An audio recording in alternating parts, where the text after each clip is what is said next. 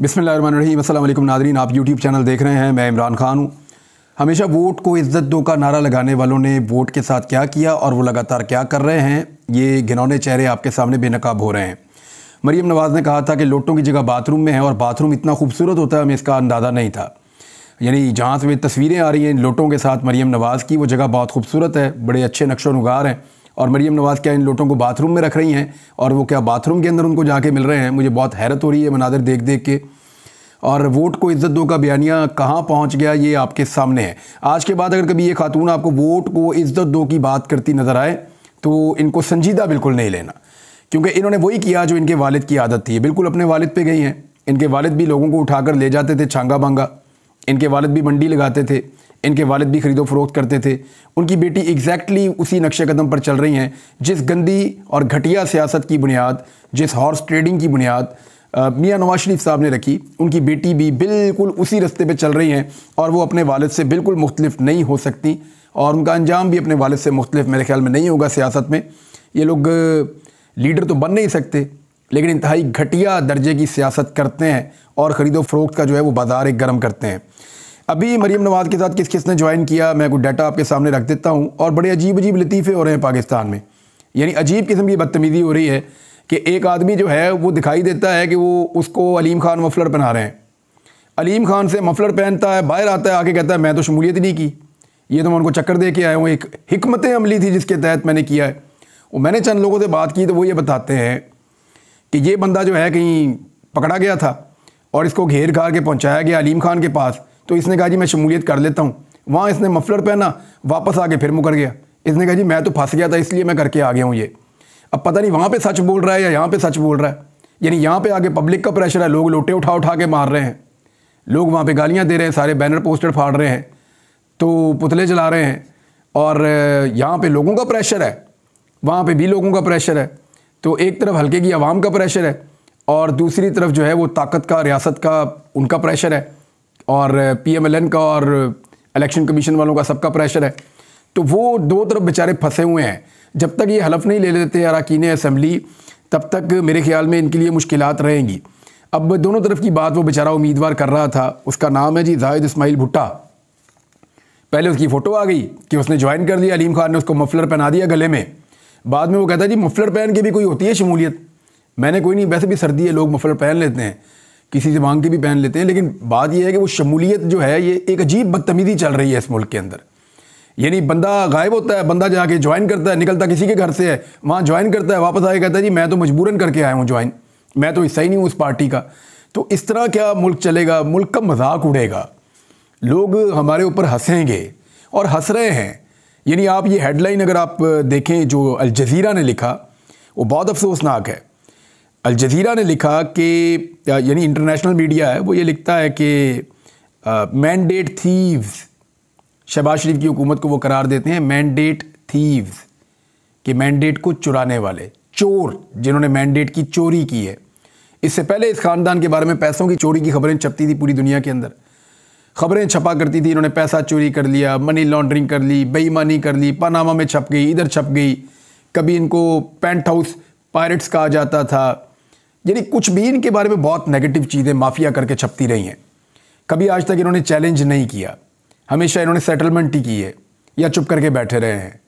अब इनके खिलाफ छप गया कि मैंडेट थीव्स, कि इन्होंने मैंडेट भी चोरी कर लिया अवाम का, और ये अल जज़ीरा के अंदर चल रहा है। बहरहाल शहबाज शरीफ की हुकूमत है, लेकिन जिस तरह ये बंदे तोड़े जा रहे हैं, अभी कुछ बंदे और तोड़े हैं, और बंदे तोड़ तोड़ के बेईमानी कर कर के लोगों को ज़बरदस्ती हरा हरा कर, यानी फॉर्म 45 के मुताबिक अगर जाएंगे तो कौन जीतेगा? पाकिस्तान तहरीक इंसाफ। लेकिन फॉर्म 47 के मुताबिक आप जाएंगे तो कौन जीतेगा? नून लीग। अब पूरे मुल्क में रोला यही पड़ा हुआ है। आज भी अगर सुप्रीम कोर्ट ऑफ पाकिस्तान ये हुक्म दे दे या अदलिया ये हुक्म दे दे कि फॉर्म 45 के मुताबिक फ़ैसले सुनाए जाएं, तो पाकिस्तान तहरीक इंसाफ वफाक में और पंजाब में बड़ी आसानी से अपना मैंडेट हासिल करके हुकूमत बना सकती है। कोई मुश्किल ही नहीं है, कोई मसला ही नहीं होगा, बड़े आराम से बना लेंगे। लेकिन ऐसा किया नहीं जाएगा। अदलिया का मूड भी ऐसा दिखाई नहीं देता, रियासत का मूड भी ऐसा दिखाई नहीं देता, और ये नज़र आ रहा है कि पाकिस्तान तहरीक इंसाफ को मुकम्मल तौर पे दीवार के साथ लगाया जाएगा और हुकूमत बनाई जाएगी नून लीग की, पंजाब में भी और वफाक में भी। लेकिन ये हुकूमत चलेगी या नहीं चलेगी, ये बड़ा सवाल है। पंजाब में नून लीग ने बंदे बुंदे शामिल करके आज़ाद अरकान काफ़ी सारे ले लिए इन्होंने, और 6 के करीब अब फिर रिपोर्ट हो रहे हैं कि इनके साथ चले गए हैं। तो इन्होंने बंदे तोड़ के, और ये वो बंदे हैं जो हलफ ले रहे थे कुरान पाक पे, ये वो बंदे हैं जो अल्लाह को हाजिर नाजिर जानकर हलफ ले रहे थे। इन्होंने पहले हलफ लिए, हलफ लेने के बाद अल्लाह को हाजिर नाजिर जान के लोगों को इन्होंने सामने खड़े होकर कहा कि इमरान खान को धोखा नहीं देंगे, हम इमरान खान के साथ खड़े होंगे जीतने की सूरत में। और फिर इन्होंने लोगों के वोटों का सौदा कर दिया अपने ज़मीर के साथ साथ। अब हलकों में जाना इनके लिए मुश्किल है, लोग आगे से इनको जूतियाँ मारते हैं या इनके खिलाफ नारेबाजी करते हैं। तो इस सूरत हाल का सामना तो इनको करना पड़ेगा। एक छोटी सी हुकूमत के लिए जो बहुत ज़्यादा भी चली तो चंद माह चल जाएगी या 1 साल 1.25 साल चल जाएगी, इससे ज़्यादा चल नहीं सकती, बहुत मुश्किल लग रहा है। हो सकता है चलाई जाए, घसीटी जाए, लेकिन चलने वाला काम कोई नहीं होना।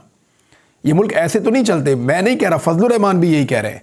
फजलुर रहमान क्यों कह रहे हैं, उनका दुख क्या है, वो मैं आपके सामने भी रख देता हूँ। लेकिन सबसे पहले आप ये देख लें कि PMLN ने कुछ ना कुछ करके अपनी अक्सरियत सादा करने की कोशिश कर ली है पंजाब में। मरीम नवाज़ को कंफर्टेबल किया जा रहा है यहाँ पे। क्या मरीम नवाज़ जो है वो मुद्दत पूरी करेंगी? बात यही है कि जब तक वो वाला काम करती रहेंगी जिसके बारे में उन्होंने कहा था कि वो तरीका मुझे भी आता है, मैं जानती हूँ। इसको सुन लें ज़रा एक दफ़ा, और ये आपको बार बार सुनना चाहिए। ये सुने आप। मैंने ये रास्ता नहीं अपनाना था बिल्कुल भी। वो रास्ता मुझे आता है, वो रास्ता बहुत सारे लोग आज भी लेते हैं, और वो रास्ता बहुत आसान है। उसमें सिर्फ आपको हाथ जोड़ने पड़ते हैं, उसमें सिर्फ आपको अपनी सेल्फ रिस्पेक्ट कुर्बान करनी पड़ती है, उसमें सिर्फ आपको जूते साफ़ करने पड़ते हैं, और वो आसान रास्ता है। वो मुझे भी आता है, बहुत अच्छे तरीके से आता है। लेकिन मुझे आप ये ना समझें कि मुझे अंदाज़ा नहीं था कि इस रास्ते में इतनी। तो ये जो मरीम नवाज़ साहिबा कह रही हैं कि वो तरीका आता है, जब तक वो इस तरीके के ऊपर कारबंद रहेंगी और अच्छी बच्ची की तरह चलेगी, तब तक मरीम नवाज़ साहिबा का जो है वो हुकूमत रहेगी पंजाब में। बसूरत दीगर महर शराफत अली ने केस किया होना है, और वहाँ से मरीम नवाज़ साहिबा उड़ जाएंगी। ये बात आप याद रखिएगा। अब आप आ जाएँ इस बात पे कि फजलुर रहमान साहब को क्या हुआ। फजलुर रहमान साहब के साथ ये हुआ कि उनको सदारत दिखाकर वजारत भी छीन ली गई। यानी सदारत मिलनी थी, वजारत भी गई। ये बहुत बुरा हो गया उनके साथ, उनका दुख बहुत बड़ा है।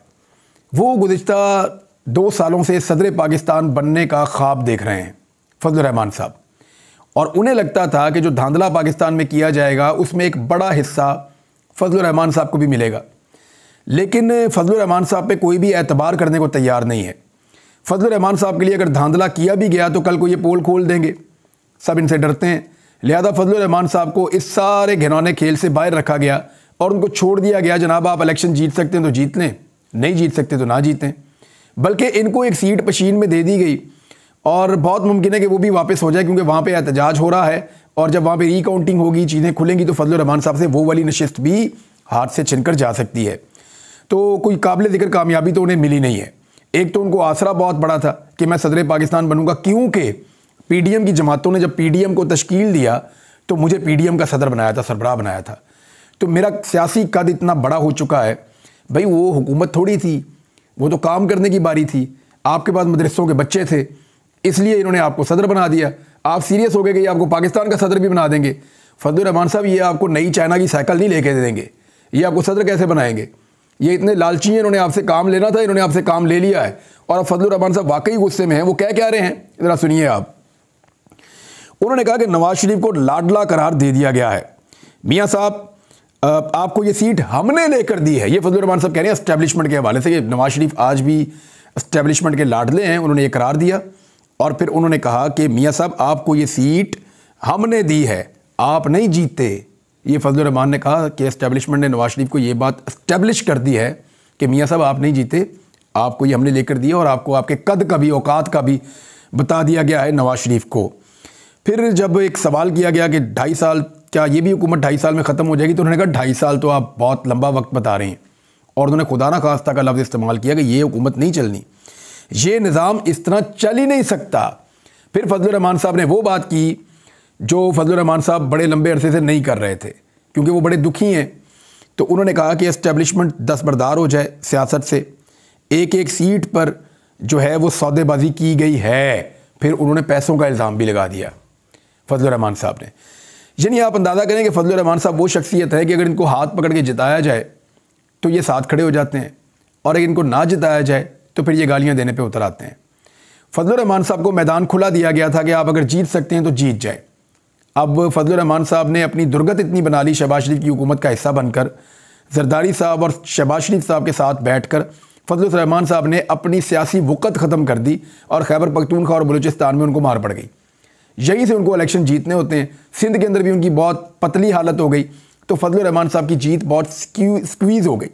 जो पहले भी उनके पास था वो भी उनके पास नहीं रहा, खुद भी हार गए, फैमिली के सारे लोग भी इलेक्शन हार गए। तो फजलुर रहमान साहब काफ़ी दुख में और तकलीफ़ में हैं। और वही बात है कि सदारत दिखाई हो किसी बंदे को, फिर वजारत भी ले लें। वो पंजाबी का एक वो शेर होता है ना, सानू नहर वाले पुल ते बुला के ते खबरें भाई किधर रह गया। तो फजलुर रहमान साहब को बुलाया सब ने, जब वो पहुँचे तो आगे कोई था ही नहीं और उनको वो ओहदे ही नहीं मिले जिसकी वो तलबगार थे। ये हालात उनके लिए बहुत बुरे हैं। उनका शिकवा एक्चुअली क्या है, वो ये है कि जब नवाज शरीफ को उसकी हारी हुई सीटें जितवाई जा सकती हैं तो मुझे क्यों नहीं।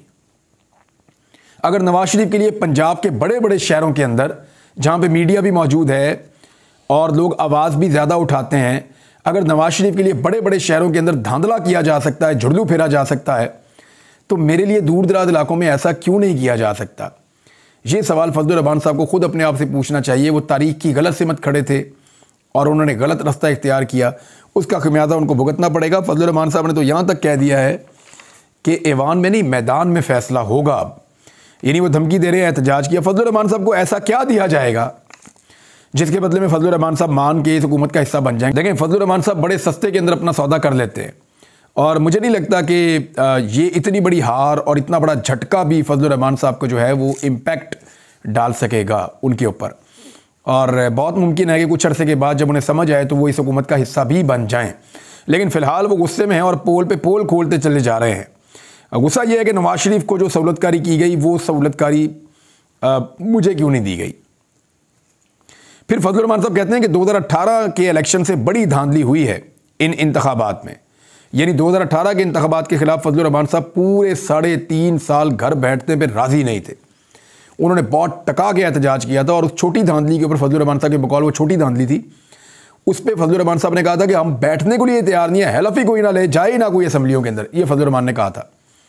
लेकिन अब क्योंकि उससे बहुत बड़ी धांधली हो गई है तो फजलुर रहमान साहब कह रहे हैं कि मैं बैठूंगा तो सही असम्बली में जाके, लेकिन शहबाज शरीफ को वोट नहीं डालूंगा और मैं हुकूमत का हिस्सा नहीं बनूंगा। तो अगर शहबाज शरीफ अपोजिशन में बैठते हैं तो अपोजिशन लीडर तो होगा इमरान खान का। तो इमरान खान के अपोजिशन लीडर के झंडे के नीचे फजलुर रहमान साहब कैसे लगेंगे। मेरे ख्याल में वो अपने गुनाहों का, अपने उन तमाम सियासी गुनाहों का जिनका वो हिस्सा रहे और जिनका खुमियाजा पाकिस्तान की कौम ने भुगता, फजलुर रहमान साहब उनका कुफारा अदा कर सकते हैं अगर वो इस झंडे के नीचे खड़े होकर सही तरह अपोजिशन का किरदार अदा करें। तो उनकी साख भी सियासी जो है वो बहाल हो सकती है। शायद उनको अब इस बात की ज़्यादा फ़िक्र है कि उनकी सियासी साख वापस बहाल हो जाए। नाज़रीन, चीज़ें और भी आपके साथ शेयर करूँगा आने वाले वीलॉग्स के अंदर, क्योंकि डेवलपमेंट बहुत तेज़ी से हो रही है, चीज़ें बदलती चली जा रही हैं। रोज़ाना मुझे कम से कम 4 से 5 हलकों के फार्म 45 भिजवा दिए जाते हैं। मैं उनको देखता हूँ तो 14 तबक रोशन हो जाते हैं। जिस किस्म का धांधला पाकिस्तान के अंदर किया गया है, यानी इसको आप धांधली भी नहीं कह सकते, इसको आप जुड़लू भी नहीं कह सकते, इसको आप बदतमीज़ी कह सकते हैं जो हुई है इस मुल्क में। अब तक के लिए इतने, अपना ख्याल रखिएगा, अपने चैनल का भी। अल्लाह हाफ़िज़।